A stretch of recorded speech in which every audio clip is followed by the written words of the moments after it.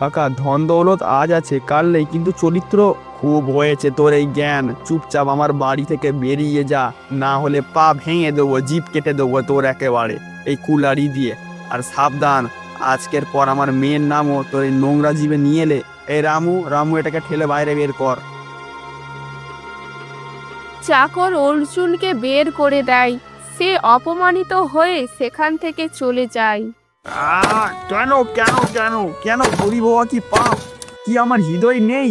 আমার স্বপ্ন দেখার অধিকার কি নেই? তখন আকাশে কালো মেঘ ঢেকে যায়, ঝড় উঠতে শুরু করে। একটা নোংরা পাখি ঝড়ে আটকে অর্জুনের কাছে ঝোপে পড়ে।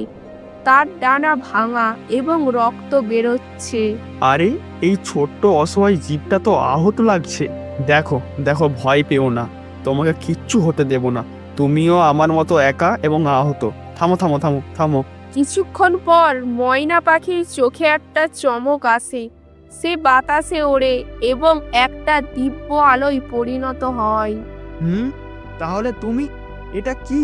তাহলে তুমি তুমি কথা বলতে পারো? এটা কিভাবে? আমি বনদেবীর সেবিকা। আমি তোমার পরীক্ষা নিচ্ছিলাম যে মানুষের নিজের হৃদয় ভেঙেছে তবুও সে অন্যের দুঃখ বোঝে, সেইটাই সত্যিকারের মানুষ। তুমি নিজের যন্ত্রণা ভুলে আমার প্রাণ বাঁচিয়েছ। চাও, তোমার কি চাই? হে হে দিব্য পাখি, কি চাইবো? সঠিক বলি তাহলে আমাকে আমার জন্য কিচ্ছু চাই না। শুধু এটুকু করো যাতে দারিদ্র্যের কারণে কারো প্রেম অসম্পূর্ণ না থাকে। আমাকে ধন চাই না, আমাকে শুধু সম্মান চাই। তোমার মন পরিষ্কার। শোনো অর্জুন, পূর্ব দিকে পুরনো শুকনো কূপ আছে, সেখানে নিচে যাও। সেখানে একটি আংটি আছে। ওটা সাধারণ নয়, ওটা তোমার প্রত্যেক যথাযথ ইচ্ছে পূরণ করবে। কিন্তু সাবধান, যেদিন ইচ্ছায় অহংকার বা অন্যের খারাপ করার কথা ভাববে, সেদিন ওই আংটি অভিশাপ হয়ে যাবে।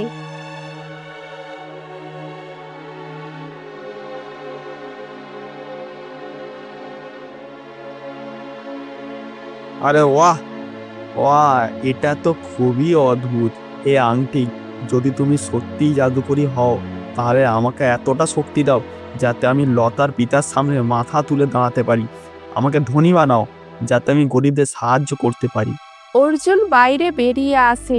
যেখানে অর্জুনের ভাঙা ঝুপড়ি ছিল, সেখানে এখন একটি আলিশান প্রাসাদ দাঁড়িয়ে আছে। অর্জুনের ছেঁড়া কাপড় রাজকীয় বস্ত্রে পরিণত হয়েছে। আরে দাদা রে, এই দেখো, এটা তো অর্জুন। আরে এটা